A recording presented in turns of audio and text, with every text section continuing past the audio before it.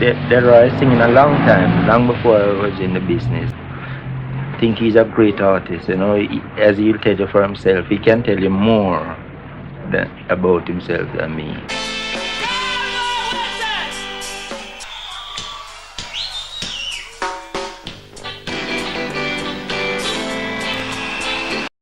Hello everybody, you're welcome back again to the Reggae Appreciation Society.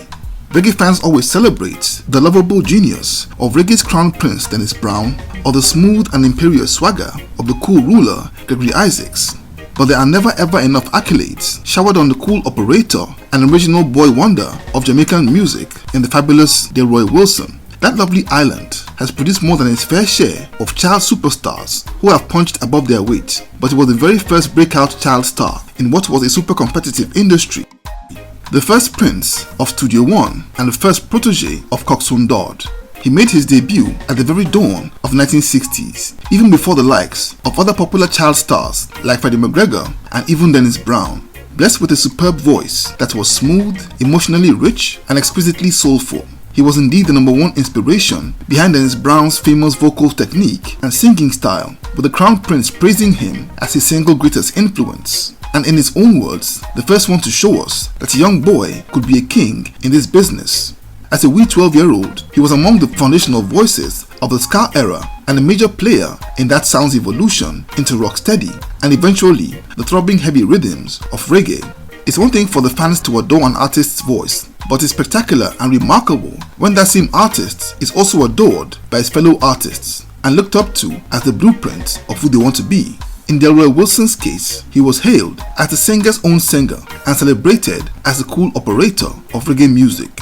He enjoyed a long sparkling career, but the intricacies of the mafia-type nature of Jamaica's music business saw his light dimmed at the very peak of reggae's golden era and kept him from fully reaping the fruits of his exceptional talent. Without further ado, let's take a look at Delroy Wilson, the forgotten superstar and voice of a generation. He was born George Delroy Wilson on the 5th of October 1948 in the ghetto of Trenchtown and attended the Boys Town High School in the nearby area of Rema. As a youngster, his classmates noticed that he had a fantastic singing voice and over time encouraged him to get better and eventually find a way to get recorded. So in 1962, before his 14th birthday, he caught the attention of legendary producer Clement Coxsone Dodd, whose studio was then quickly becoming the number one outfit and production hub in Jamaica. That studio had established stars like Owen Gray and Lee Scratch Perry, but Dodd began to look at finding young prodigies that he could mentor, and young Delroy became the first to be taken on. In 1963, he released his first single, If I Had a Beautiful Baby, but it barely made any ripples in the market.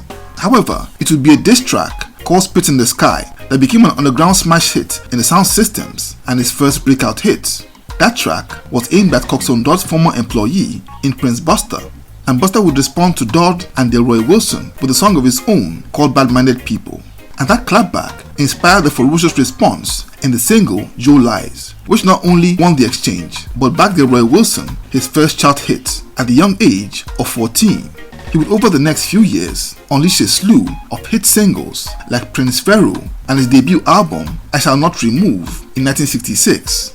Everything that kid touched turned to gold, but it was at the very end of the ska era that the then 17-year-old's voice would break, just in time for the very dawn of the rocksteady era and his new song Dancing Mood. This song became a super smash hit in Jamaica that not only cemented his transition from child prodigy to a mature soulful vocalist, but is to date considered as one of the biggest records of the rocksteady era. The smooth rolling instrumentals provided by the studio's in-house band, the Soul Vendors, became one of the reasons why he was given the title of the Cool Operator. A literal flood of hit songs like Once Upon a Time and True Believer would overrun Jamaica over the next 1 year and establish that teenager as one of Studio One's biggest ever hit makers, even surpassing the exploits of the Wailers by far. But as is a very common story with Studio One, he began to feel frustrated at having so many hit records in the charts, moving big numbers in the market but barely seeing any money. He left Coxsone Dodd to record with upcoming producer Bunny Lee for a short while, but returned before him and other frustrated Studio One singers like Ken Booth, the Gay Lads and the Melodians all left to form their own label, Lynx Records. but the whole industry landscape was in a chokehold by the dons of that space, in the likes of Coxsone Dodd and his arch rival Duke Reid, and that venture would collapse a short while later. He would join forces with producers like Keith Hudson and Sonia Pottinger, with whom he scored a couple of hits. But when he rejoined forces with his old Lynx Records comrades at Leslie Kong's Beverly Records, he would reach phenomenal heights with another avalanche of hits like Show Me the Way and my favorite from that year, And Gave You My Love. By that time, his musical heroics had been making waves far away in the UK, and in 1970 he went on his first tour of that country, where he would also record for UK label Trojan Records. When he returned to Jamaica in 1971, reggae music was the dominant sound, complete with his conscious messaging. And tapping into the general sense of hopelessness in Jamaica, he went into the studio with Bonnie Lee to record the super hit track Better Must Come. This song's uplifting message of hope amidst challenges would resonate heavily with the masses and working class, and became not only his most commercially successful record, but definitely his most culturally significant. In fact, it was so influential that it was adopted as the official campaign theme song by Michael Manley's People's National Party (PNP) ahead of the 1972 elections.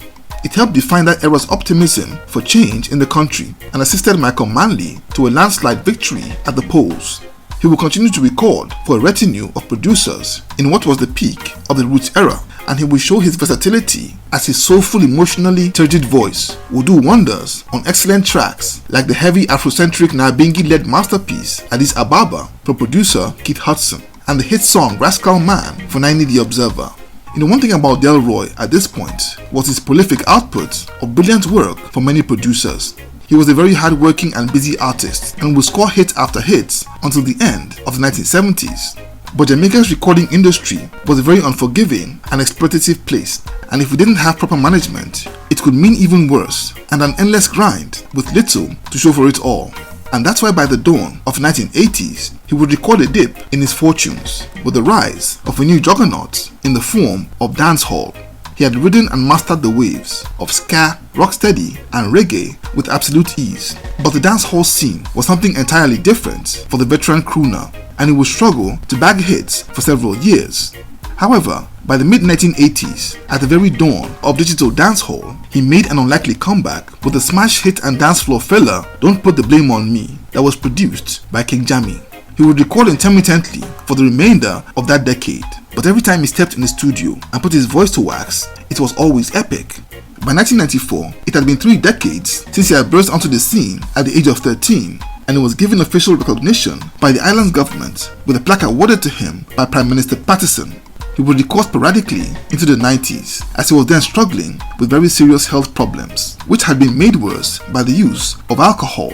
And very sadly, the great Delroy Wilson passed away on March 6, 1995 at the age of 47 of complications of liver cirrhosis.